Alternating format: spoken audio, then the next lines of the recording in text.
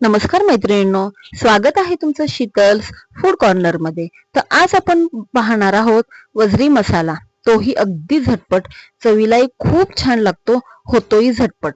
परंतु वजरी साफ करण्याची थोडीशी वेगळी पद्धत आहे, थोडीशी किचकट पद्धत आहे। त्याचा शॉर्ट व्हिडिओ मी माझ्या चॅनलला अपलोड केलेला आहे आणि व्हिडिओची लिंक मी डिस्क्रिप्शन बॉक्स मध्येही देईल, तर तो व्हिडिओ नक्की पहा, वजरी कशी साफ करायची ते।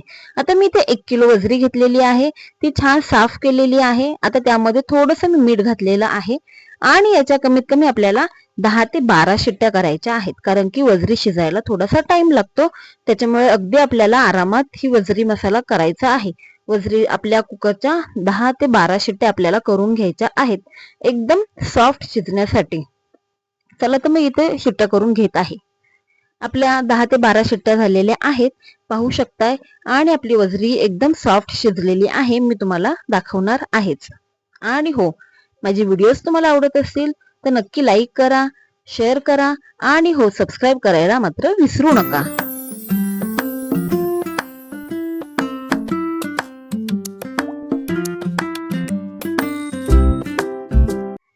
हे पहा, वजरी आपली एकदम सॉफ्ट शिजलेली आहे। हे बघा, मी दाबून दाखवते, एकदम सॉफ्ट शिजलेली आहे। आता चला तर आपण फोडणी देऊया। पॅन मध्ये मी 2 पळी तेल घातलेले आहे। तेल गरम झाले की त्यामध्ये मी कढीपत्ता घालणार आहे, ठेचलेला लसूण घालणार आहे आणि 2 मीडियम आकाराचे कांदे घेतलेले आहेत, बारीक चिरून ते घालणार आहे। आधी मी कढीपत्ता घालून घेणार आहे। कढीपत्ता छान तडतडलेला आहे, आता मी लसूण घालणार आहे। लसणालाही छान फोडणी बसली की मग त्यामध्ये आपण घालूया 2 बारीक चिरलेले कांदे। अगदी वजरीची साधी सोपी रेसिपी आहे, परंतु जितकी साधी सोपी आहे, खायला तितकीच चविष्ट आणि भन्नाट रेसिपी लागते। एकदा नक्की करून पहा। आता कांदा सॉफ्ट होईपर्यंत मी हा छान असा परतून घेणार आहे।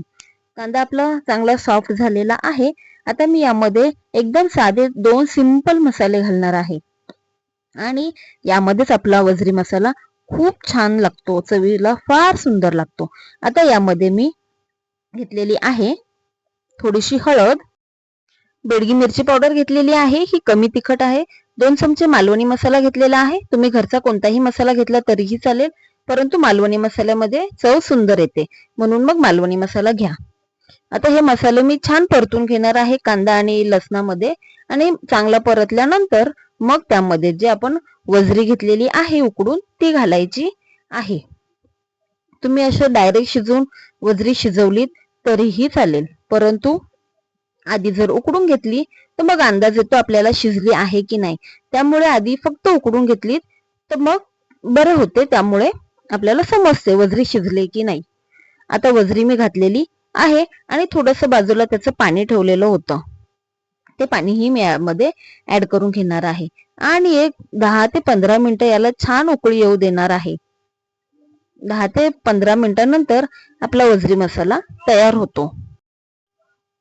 आता हा वजरी मसाला मी चांगला मिक्स करून घेणार आहे आणि मग त्यावर मी 5 ते 6 मिनिटांसाठी झाकण ठेवून देणार आहे। आणि मग पाहू शकताय 5 ते 6 मिनिटांनंतर किती छान उकळी आलेली आहे, रंगही आपल्या वजरी मसाल्याला सुरेख आलेला आहे। अजून 5-6 मिनिटांनी आपला वजरी मसाला तयार होणार आहे। खायलाही खूप चविष्ट लागतो। रेसिपी एकदा नक्की ट्राय करा। रेसिपी कशी वाटली हे कमेंट्स मध्ये नक्की सांगा। तयार झालेला आहे आपला वजरी मसाला। रेसिपी कशी वाटली हे कमेंट्स मध्ये नक्की सांगा। लाईक करा, शेअर करा आणि हो, चॅनलला सबस्क्राईब करायला मात्र विसरू नका। चॅनलला नक्की सबस्क्राईब करा। अशाच नवनवीन रेसिपीसाठी शीतल्स फूड कॉर्नरला सबस्क्राईब करायला मात्र विसरू नका। चला तर मग भेटूया अशाच नवीन रेसिपीसह पुन्हा। तोपर्यंत नमस्कार।